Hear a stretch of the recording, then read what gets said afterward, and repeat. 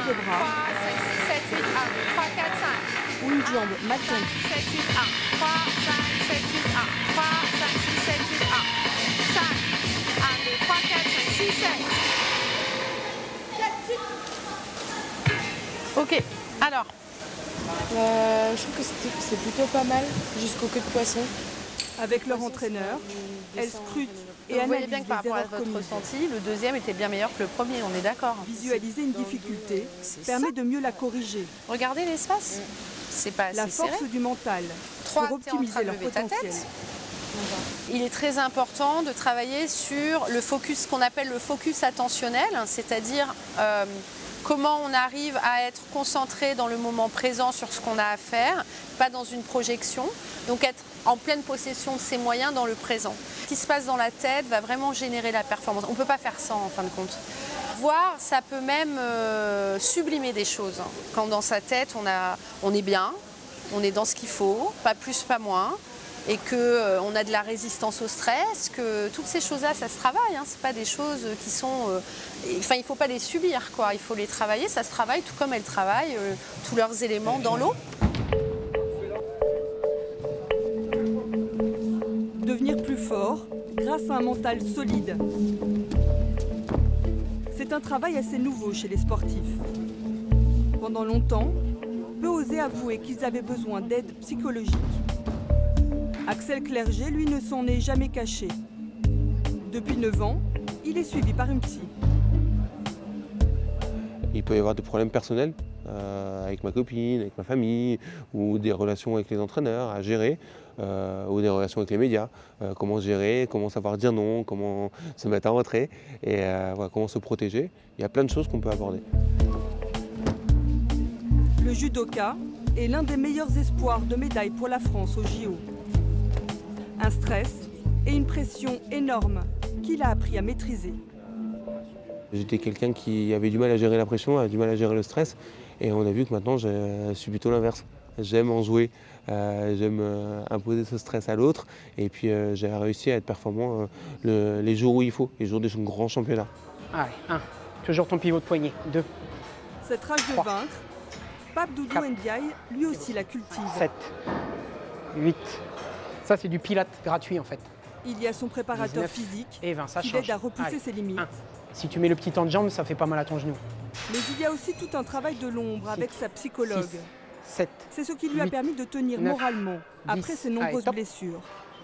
Dans les périodes comme ça, où on se sent seul, où c'est difficile, travailler sur soi-même, c'est très important. Et je pense que ça m'a beaucoup aidé. Et sans la psy, je ne suis pas sûr que je m'en serais sorti comme ça, en tout cas psychologiquement. Peut-être que j'aurais fait une dépression, peut-être que j'aurais eu envie d'arrêter, peut-être, je ne sais pas, mais en tout cas, je suis sûr que ça ne serait pas passé comme ça. Allez, serre bien les mains. Je me dis que ça fait partie de mon histoire à moi et que ça sera que plus beau si j'arrive à revenir au plus haut niveau et que je me dirais, bon, bah, je n'ai pas lâché et tu peux être fier de toi, quoi. Voilà. Une détermination à toute épreuve et un mental de gagnant. C'est aussi ça, la force des champions.